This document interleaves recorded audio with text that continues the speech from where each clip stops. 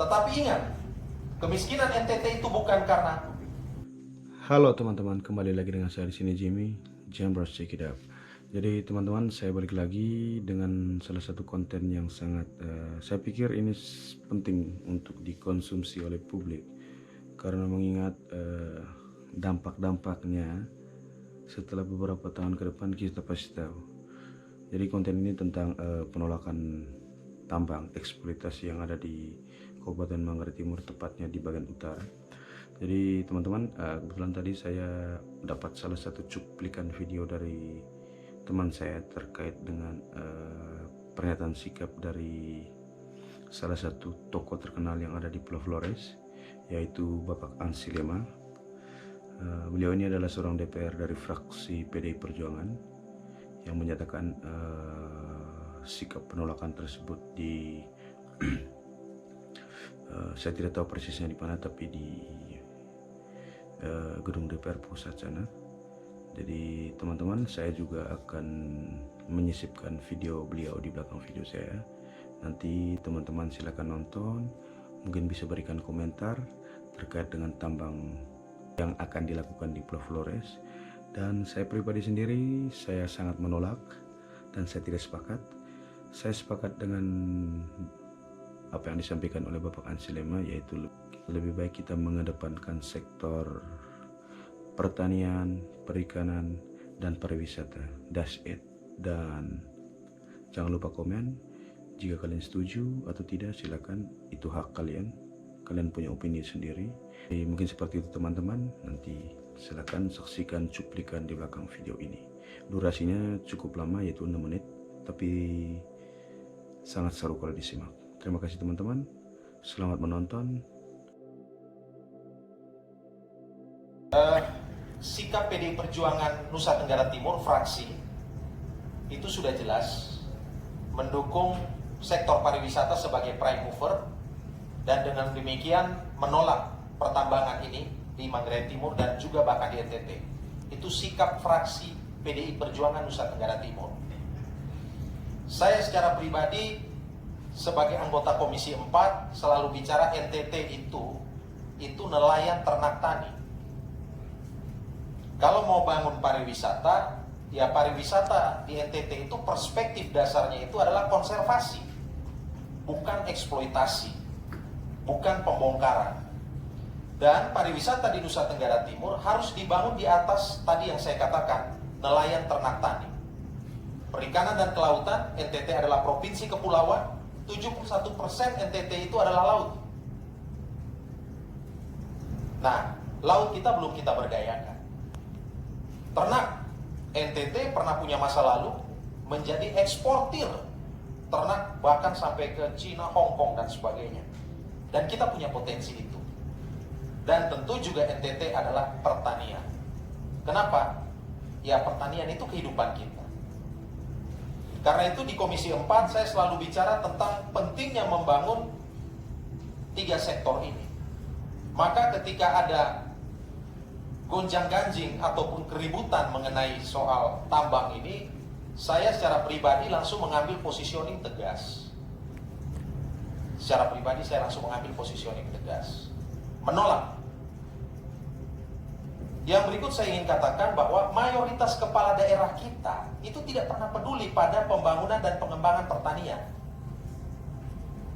Kenapa? Ya sulit. Kalau pertanian dan perkebunan hari ini menggeliat di banyak daerah, itu kerja masyarakat sendiri. Kerja komunitas, bukan kerja negara. Negara tidak pernah hadir membangun pertanian. Maka, ketika kemudian dikatakan sektor pertanian itu sektor yang membawa kemiskinan, ya karena memang tidak pernah diurus. Dan paling gampang adalah mengeluarkan izin untuk investor, kemudian melakukan penambangan. Nah karena itu mungkin paradigma kita, mindset kita harus dibenarkan dulu. Betul, kemiskinan NTT yang ada di angka 21% itu adalah kemiskinan petani, kemiskinan di sektor pertanian. Tetapi ingat, kemiskinan NTT itu bukan karena banyaknya lahan tidur, bukan karena manusia tidur, tapi karena negara yang tidur panjang. Karena tidak mampunya negara, kemudian dia lepas tangan dan kemudian mengeluarkan izin. Saya kira ini posisi yang harus kita kita tegaskan ya. Saya secara pribadi menegaskan itu. Yang kedua, pariwisata. Ya, pariwisata basisnya ya harus tadi yang saya katakan, pertanian, kehutanan, lingkungan hidup, perikanan, kelautan. Pariwisata dasarnya itu. Ada catatan mengenai pariwisata kita, persoalannya di NTT adalah tidak dibangun di atas fondasi ini.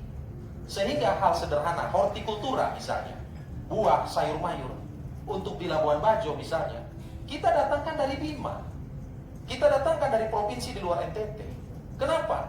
Ya karena kita tidak pernah berinvestasi membangun pertanian kita. Tidak pernah. Tidak pernah.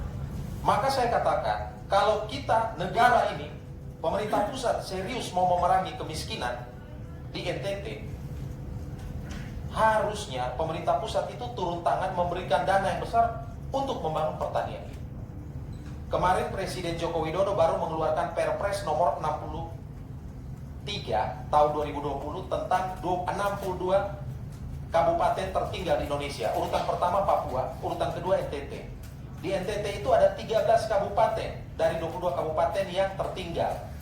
Setelah saya periksa, kenapa tertinggal? Ya karena berdasarkan sejumlah indikator kemiskinan, IPM dan semuanya itu di bawah standar nasional. Lalu siapa yang miskin? Yang miskin di situ petani. Petani. Masih untung dapil Bang Andre ini. NTT 1. Paling yang masuk di situ cuma Manggarai Timur. Di dapil saya NTT 2 dari 13 kabupaten kota, ada 10 kabupaten yang tertinggal di situ. Saya lalu membandingkan Kak Andre.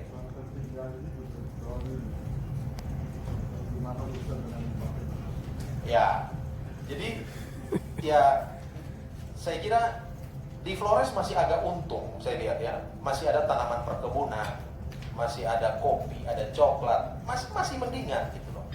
Tapi di Timor, waduh, mengerikan. Di Sumba pun juga seperti itu.